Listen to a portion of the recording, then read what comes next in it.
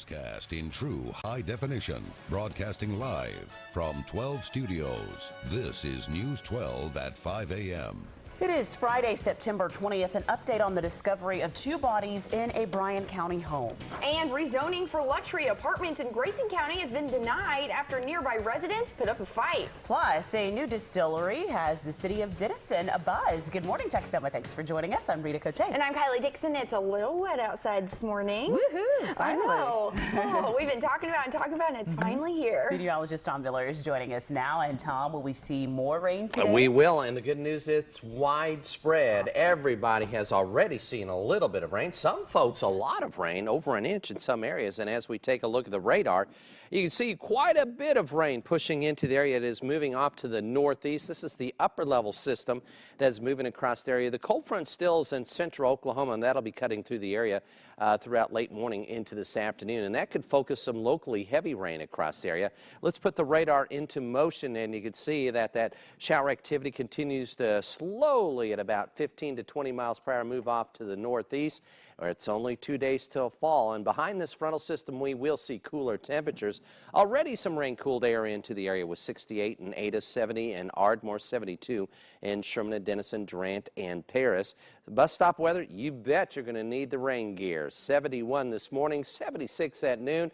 80 degrees before that front has a chance to move through, and that means those showers and thunder showers will continue. And you can see our temperatures will be delightful over the weekend. A complete look at our forecast coming up here in a few minutes.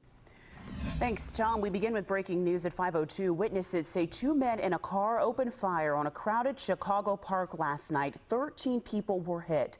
A 3-year-old child and 2 others are in critical condition. All have been transported to area hospitals. Police are interviewing the victims and say they've made no arrest yet.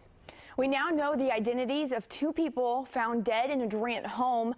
Police say the bodies of 82-year-old Victor Deal and 89-year-old Sammy Deal were discovered in a home on Sunny Meadows Drive. Preliminary reports say the couple died of natural causes. Police began investigating after an acquaintance called to report they hadn't been seen in a few days. Victims had previously frequently eaten at a particular restaurant in town, and they had showed up, and the owners of the restaurant and employees were concerned for their well-being, so they requested a welfare check. Their bodies have been sent to Oklahoma City for autopsy. Well, we told you yesterday that a proposal for 100 luxury apartments in Sherman has been denied. This morning, Allison Harris tells us why Planning and Zoning voted against the proposed complex that some say would have been the best thing for the area. Plans to turn this empty flood zone into these luxury apartments have been denied by Sherman Planning and Zoning with a 5-3 vote against rezoning the land to multifamily housing. Homes in this Field Creek subdivision would have backed up to the apartments. Neighbors here showed the most opposition to the complex, saying it would increase traffic and devalue their properties. If I was in their shoes, I would have probably been as upset as they were.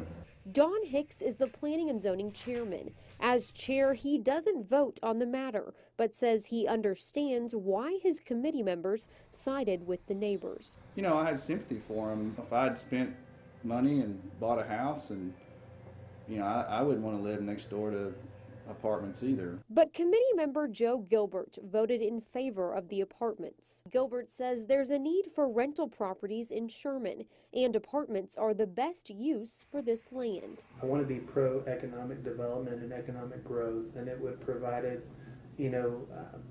increase in our tax base and jobs for a lot of people. Another developer is supposed to break ground next month, just down the road, on the Creed Canyon luxury apartments. City engineer Clay Barnett says the Creed Canyon complex between Highway 82 and Canyon Grove was approved in March 2012, but the future for this plot of land remains the same. It's currently zoned as R1, which is single-family housing, and that's basically all that can be built there at this time. That was Allison Harris reporting. Bluestone Partners, the Sherman developer that proposed the complex, says they will not appeal the committee's decision. North Central Texas Community College has learned it will receive $4.6 million in funding from the federal government. NCTC officials say they'll receive the funds over a 4-year period to expand the college's information technology programs. The college teamed up with 3 others in Minnesota, asking for total support of over $18 million. NCTC President Eddie Hadlock says the funds will help offer state-of-the-art teaching and will further enhance the college's reputation with businesses. SOSU aviation students who want to fly commercial airplanes can now take to the skies sooner than before. Graduates of Southeastern's aviation program only need 1,000 flight hours to get their airplane transport pilot certificate. The FAA requires most pilots to log 1,500 hours. But because SOSU's program has special FAA certification for rigorous training, pilots automatically receive 500 hours upon graduation. Southeastern is one of only 6 programs nationwide that qualifies for this certification. There were high spirits in the city of Dennison as the community welcomed a business that's the first of its kind in Texoma. Morgan Downing toured the new facility and tells us how it will benefit the entire area.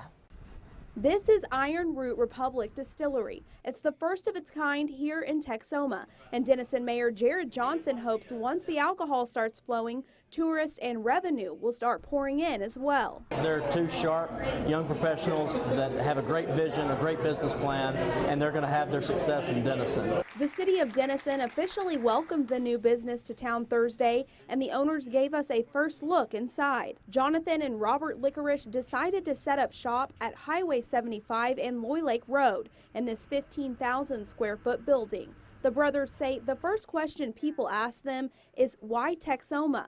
But for them, the answer's easy. The community here has been ridiculously helpful, very, very supportive, which is something we didn't get in a lot of places when we went and were looking in different towns in Texas. And Dennison's rich wine history attracted them as well. They plan to use local products when producing their whiskeys, brandies, gins, and vodka.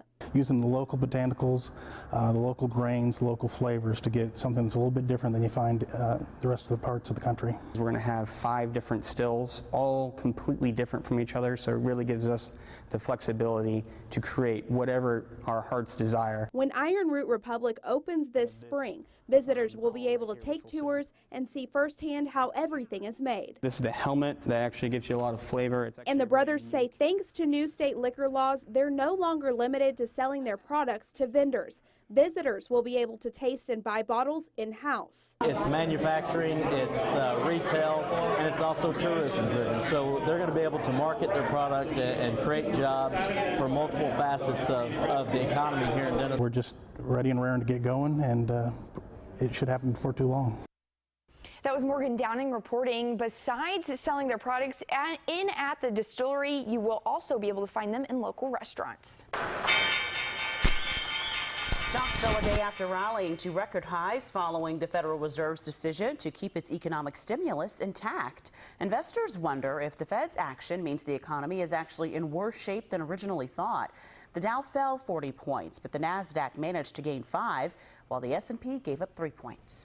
Gold jumped 5%, its biggest one-day gain since the financial crisis of 2009. Investors typically buy gold as a hedge against inflation. Some believe the Fed's decision to keep buying bonds could cause inflation to rise.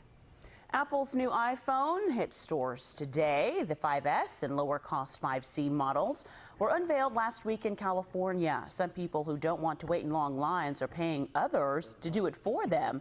An odd jobs hiring service called TaskRabbit matches so-called line sitters with users willing to pay at least $14 an hour to have someone take their place in line. Last year, a TaskRabbit scored $1,500 for waiting in line for 100 hours for the iPhone 5. Sign me up. I'll go wait in line. That's a nice, Heck yeah. it's a nice paycheck there. You could. I would wait in line for you, Rita. Would you? For $14 an hour, I totally would. I'd pay you now. For a phone. For a phone. That you probably already have. Yeah, well, maybe not that brand. Exactly. But you still have a Look, phone. I don't. It would be nice. It would be nice. Could you imagine? We'll learn more about that. Yeah, later we will. today. We have we'll have a reporter out there in the 6:30 hour, but I can't. People just wait for hours and hours. showers and in the rain even this morning. And I like in they're the getting rain. paid for it at least. And, I know. well, it's one of those that maybe some folks won't mind the rain, as we've seen rain across the area, up to an inch in some areas, other areas just about a tenth. But as we take a look at Doppler 12 Live, you can see a pretty broad area brushing through the Texoma area in southern Oklahoma, North Texas. Really no thunderstorms associated with this, just some light to moderate rain. I'm not saying we occasionally can hear a clap of thunder, especially as the front starts to get a little closer to us. Let's take a peek outside. The roads are wet. Slow down, a little extra time as you head to work or school this morning. Our Sherman Tower Cam brought to you by Glen Polk Autoplex and Supercenter in Gainesville. You can see Texoma Parkway is wet, and some ponding on the roads already have taken place across the area. Let's put the satellite or the radar into motion, and you can see the motion of these showers are basically to the east-northeast at about 15 to 20 miles per hour. So they're slow enough that, again, they could put down some brief heavy rain. Temperature-wise, 72 in Sherman and Denison, 72 in Durant, 70 in Ardmore, 68 degrees in Ada, Paris at 72, 70 in Pauls Valley, 68 in Gainesville. Here's just a sample of some of the rainfall you may have had, a little more, a little less, you know how it works. 3/4 of an inch, excuse me, in Sherman and Denison, about 1/2 inch in Antlers. Look at that, almost 1.5 inches in Paris. On the other hand, Ardmore is under 1/10 of an inch. Marietta about 1/10, while Gainesville about 65/100ths of an inch, and Hugo about 63/100ths of an inch. And again, you may have had a little more, a little less. Nonetheless, you're going to get more as we have plenty of rain on its way. Still, the upper level system moving over us, and we got the cold front to our north. That'll be slicing into the area later this morning into this afternoon, focusing some of that rain right over us. And yes, some of this rain will last into this evening, so some of those football games may have to at least start the game with some scattered showers, but I expect some at least partial clearing after midnight. Here's a good image of what we're expecting across the area with those showers moving across the area and then starting to clear out from northwest to southeast as we head into this evening. But a high near 80. The front will move through, kicking around the winds to the north and northeast at 10 to 20, and a 30% chance of evening showers tonight, 62 for an overnight low. That'll be nice in itself. Beautiful weekend in store for us, mostly sunny skies. Highs of mid-80s expected with overnight lows around 57, 86 on Monday, and we're going to just bump those temperatures back into and around 90 Tuesday, Wednesday, and Thursday of next week. Thanks, Tom. Coming up on News 12 a.m. Friday night football is back in full force tonight. A unique look at how grounds crews get the field equipped for action. The time now is 5:12. Thanks for waking up with us. We'll be right back.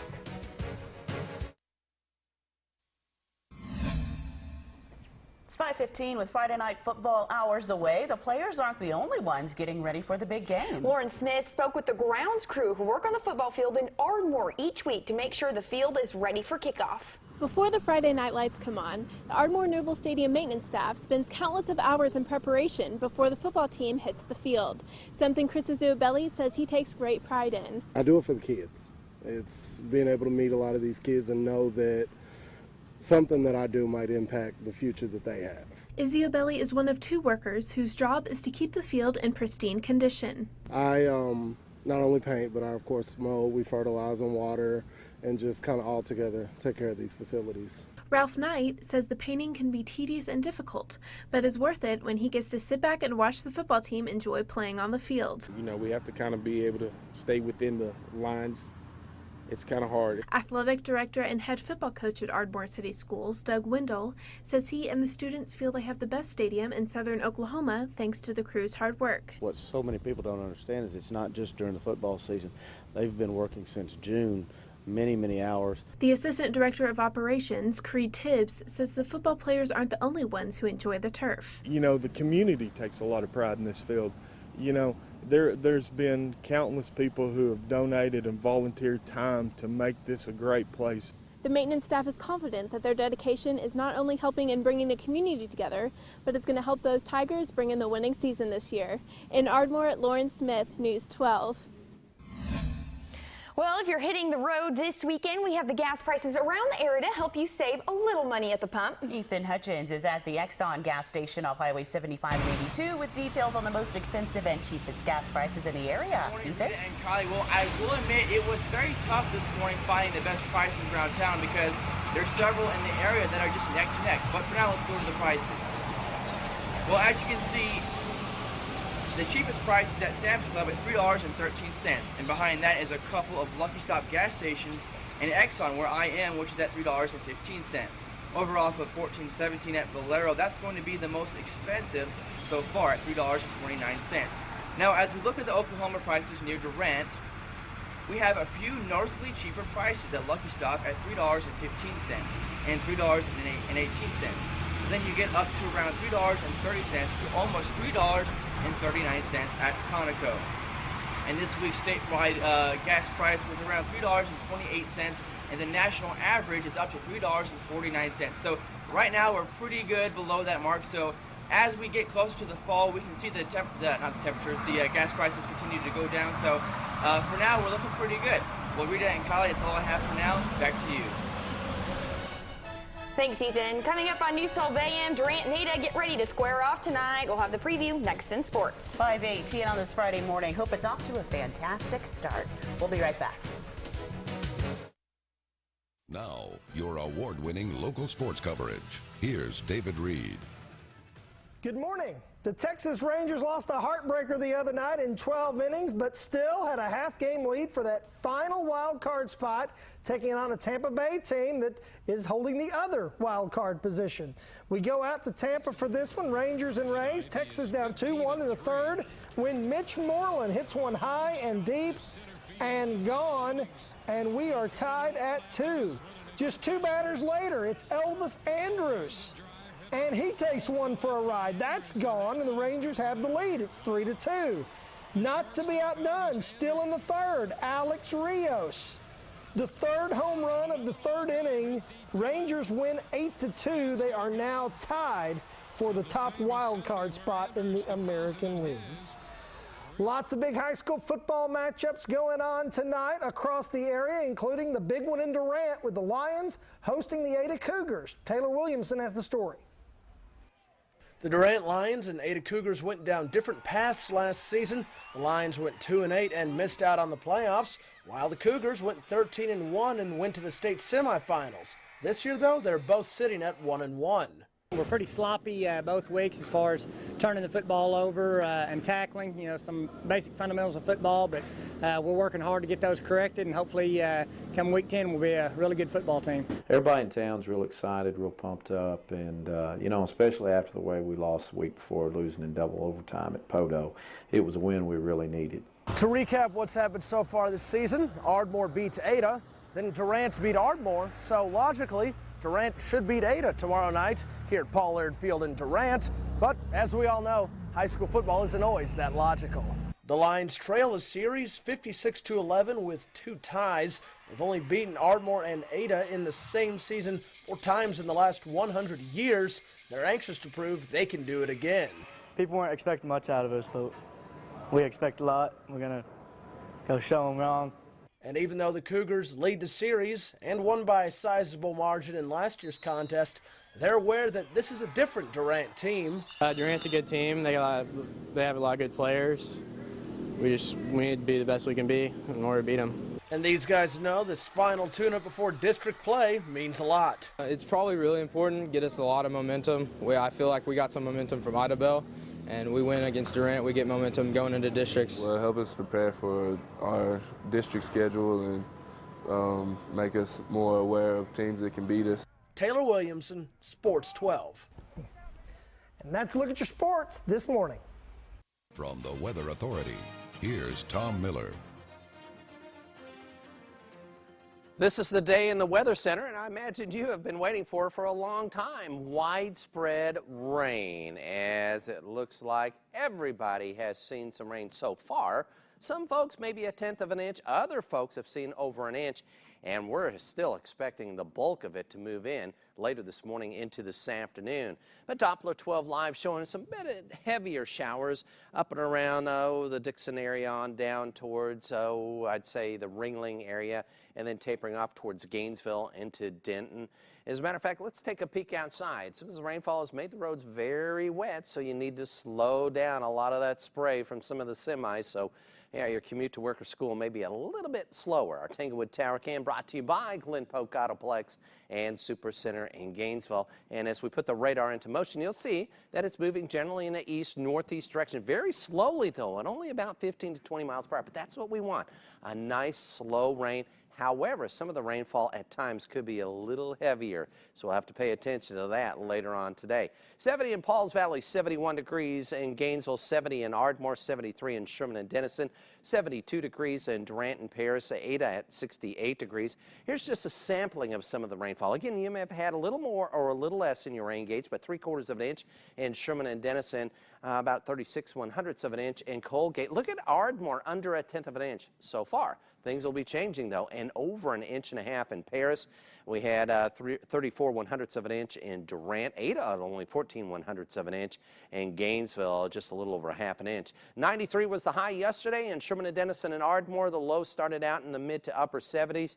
They're your normal lows, 63 to 64, and we'll be seeing those coming up in the next few days, and the normal highs around 84 to 87 degrees. And dispersion conditions, of course, are going to be poor. Soil temperatures in the mid 80s, and there's your cold front. It'll be marching through the area, and when it does, yeah, it's going to focus some of that rain. It'll be heavy at times, and this will be lasting into this evening. So if you're headed out to the ball games, yeah, you may get wet, at least the beginning of the games. But rain will continue today with a high near 80, 62 for a low tonight. But a beautiful weekend in store for us with highs in the mid-80s. We'll be right back. The only newscast in true high definition, broadcasting live from 12 studios. This is News 12 at 5:30 a.m. Straight ahead, an Ada couple charged with multiple counts of child abuse after their twin boys are found with broken ribs. I was able to get my feet free, but my hands were still behind my back. And tied up by intruders, he managed to escape. Now a Durant teen describes the scariest night of his life. Plus, don't text and drive. That's the key component of a campaign taking place in Oklahoma. Rise and shine. It's finally Friday morning. Thanks for joining us. I'm Rita Kotey. And I'm Kylie Dixon, and it's already wet around the area, and I know people are looking to football Friday tonight. So what does that mean for the teams? Well, let's check in the meteorologist, Tom Miller. Good morning, Tom. Definitely some wet fields. We've already had over 1 inch in some areas of Texas. Some other areas less than 1/10, but that is changing. Let's take a look at Doppler 12 Live. This is just really the beginning of this whole weather event moving through. Oh, yes, it started raining in some areas yesterday evening, but we still have the front and the upper level system to move through the area. Let's put this into motion, and all this is moving off towards the east-northeast at about 15 to 20 miles per hour. So it's not moving very fast, and we have 2 days to go until fall. We'll have a complete look at the forecast here in just a few minutes. Thanks, Tom. And crime news at 5:31. Durant police are searching for 3 robbers who went into a home Wednesday night and bound a teenager with duct tape as they ransacked the house. Alexandra Carter spoke with the victim and brings us the details. The 16-year-old boy was just doing his homework Wednesday night when he heard a loud knock on his door. And as soon as I answered it, someone barged in the door after me, and as I attempted to turn and run, 2 people had already came in through my back door. The teen, whose name and face we are not revealing to protect his identity, says he didn't even have time to think about how to fight back. They had slung me to the ground and duct taped me in the hallway, like hog duct taped me, like with my hands and feet all behind my back, and they dragged me into the bathroom and just locked me in there. The victim says he believes the 3 people who broke in were men and older than him. They were all masked up. One was wearing a button-up flannel with a shirt underneath it, and they were all wearing shirts tied over their faces. Police and the family say it seems the intruders knew the layout of the house. The victim's mom says she believes the suspects have been here before and know the layout of the house because the deck is undergoing repairs, and when they exited the back, they didn't fall through. The victim's family says 5 or 6 guns were stolen, as well as some jewelry and 2 crossbows. But it's the damage left behind that angers the 16-year-old the most. Terrified, and I felt taken advantage of. I couldn't do anything about it. And how do you feel now? Just terrible. Everything that I worked for is gone, and what made me feel even worse is some of the stuff that they didn't even take, they just decided to break. Like my TV, they just broke it, and my phone, they just smashed it. The victim says the intruders spent about 30 minutes ransacking the house, and when he was finally able to break free, He ran to his grandparents' house to call 911. Durant police say the suspects are still on the loose and urge anyone with information to contact them. In Bryan County, Alexandra Carter, News 12. Troopers went on a high-speed chase through Love County at speeds up to 110 miles an hour. They're looking for the driver and have made one arrest. OHP says Nikki Watson lied when she told police officers she had been carjacked by the man she was riding in the car with, and she was arrested for making a false police report. Officers say the chase started when Watson and the driver left Marietta and sped off down Highway 32, finally losing control of the vehicle. OHP says the male driver ran off and they're still looking for him. Investigators say the father of a 2-year-old Anna child that died after being discovered in a hot car could face upgraded charges. The Dallas County Medical Examiner's Office has not yet released a cause of death for Jordan Kotey. Jordan was found unconscious September 12th in a vehicle outside his home as temperatures were in the 90s. He died Monday at a Dallas hospital. 32-year-old Joshua Kotey still sits in the Collin County Jail on a charge of injury to a child. His bond is set at $100,000. An Ada couple arrested for child abuse has been charged with the crime. Pontotoc County Assistant District Attorney John Hubbard says David and Cassie Stewart have both been charged with 3 counts of child abuse. Authorities say the couple's twin infants had suffered multiple rib fractures. They were arrested earlier this month. The probable cause affidavit also indicated that the injuries were over time. So there's 2 counts for one infant and then 1 count for the other infant. And it's child abuse by injury. The couple is due back in court on September 26th. 2 Fayette County educators have been indicted for abusing a special needs child. Brent Johnson and Adrian Connerly were formally indicted by a grand jury. They each face 2 felony charges of injury to a child as well as unlawful restraint. Authorities say the 2 special education teachers tripped, hit, and twisted the arms and legs of a 10-year-old child in May. If convicted, they each face 2 to 10 years in prison. A Bing man who admitted to shooting and killing his wife has been sentenced to life in prison. 40-year-old Johnny Campbell, who was charged with first-degree murder, received the life sentence without parole. Pontotoc County Sheriff John Christian says deputies responded to a call on New Year's Day last year from Campbell's son, claiming his dad had shot his mother, Jennifer. When deputies arrived, they found Jennifer dead in their home, and they found Campbell a few hours later in the woods, where he was arrested. An affidavit states that Campbell and his wife were arguing over a rifle, the same one that was later used to shoot his wife. It's 5:36. Officials say more than 100,000 vehicle accidents a year are caused by texting while driving. And in Durant, they're driving home the message before more people lose their lives. Stephen Powell reports. As a former trauma center nurse practitioner, Mila Laughlin has seen some disturbing accidents. And the trauma that can be caused because of these accidents, whether it be the person themselves texting or, the accident caused by someone actually texting while driving. Good morning. Which is why she preaches the dangers of texting and driving as a regular part of her pediatric patient care. And of course, all of them bring in their cell phones with them. That is one of the questions that I ask them.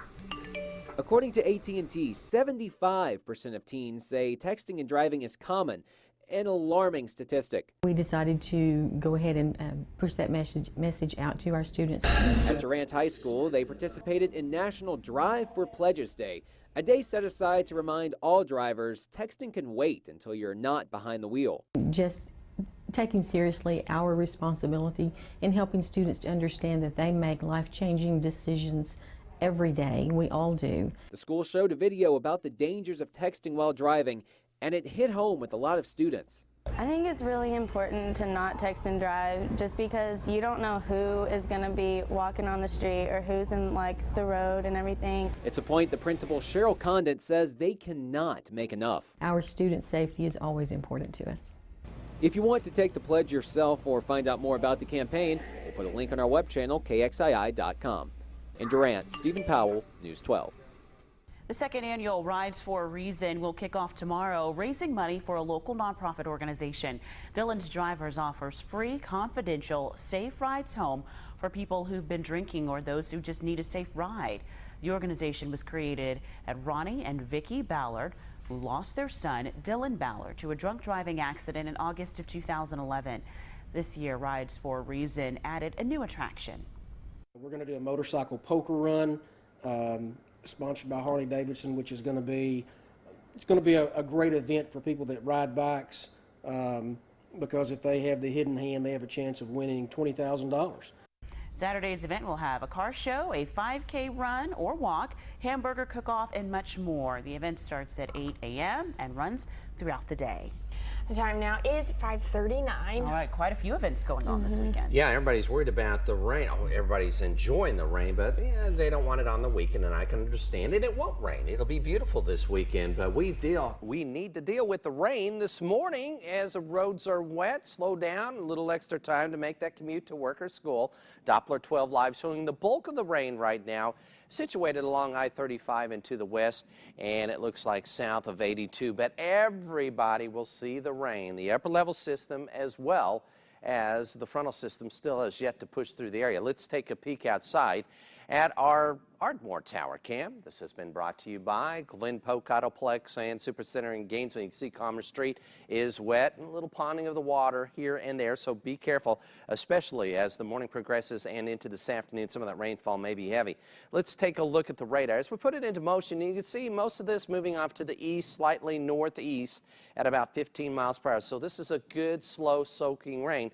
But at times that rainfall may be heavy, so be aware of that. 73 in Sherman and Denison, 68 in Ada, 70 in Ardmore, 72 degrees in Durant, 72 in Paris, and we have 70 in Pauls Valley, 71 in Gainesville. Here's a little just sampling of rainfall. Again, you may have had a little more, a little less. Look at just about 1/10 of an inch in Ardmore and 3/4 of an inch in Sherman Denison, over 1.5 inches in Paris. And again, you may have had a little more, a little less in yours, and we will be adding to this. The reason why, upper level system still to our southwest, all this tropical moisture over us, and the front has yet to move through. That'll happen later this morning into this afternoon, and as it does, it's going to focus that rain over us. But we will see some clearing skies after midnight. So yes, some of those football games, one, it'll be muddy because of the rainfall throughout the day, but two, we could see some lingering showers during the game, at least for the beginning of the game. I think towards the end of it, most of the rain, as you can see on the Futurecast model, should be pushing through the area. Again, the hot spots for the shower activity throughout much of the game would be across portions of North Texas, so we'll watch that. 80, though, for a high temperature before the front has a chance to move through. North to northeast winds behind the front at 10 to 20. 62 for a low tonight with a 30% chance of evening showers. Again, I think everything will shut down at or slightly before midnight. Saturday, a beautiful day with mostly sunny skies, 85 degrees, northeast winds at 10 to 20, some lower humidity. Sunday, that fall officially arrives, well, sunshine at 85. Monday, sunny and 86, and we're going to warm those temperatures up to around 90 Tuesday, Wednesday, and Thursday of next week. Thanks, Tom. Coming up on News 12 AM, the House has voted to cut nearly $4 billion a year from the food stamp program. Be sure to stay tuned. It's 5:41. We'll be right back. Texas Appeals Court has overturned the money laundering conviction of former U.S. House Majority Leader Tom DeLay. The Texas Third Court of Appeals said in a 2-to-1 ruling that DeLay had been acquitted. He had been sentenced to 3 years in prison, but that sentence was on hold while his case made its way through the appellate process. He was found guilty in November of 2010 for helping illegally funnel corporate money to Texas candidates in 2002. His attorney says DeLay is happy and gratified by the ruling. There's a showdown in the House of Representatives over the nation's food assistance program. Conservatives won a vote to cut billions from the country's main feeding program. Teresa Garcia reports.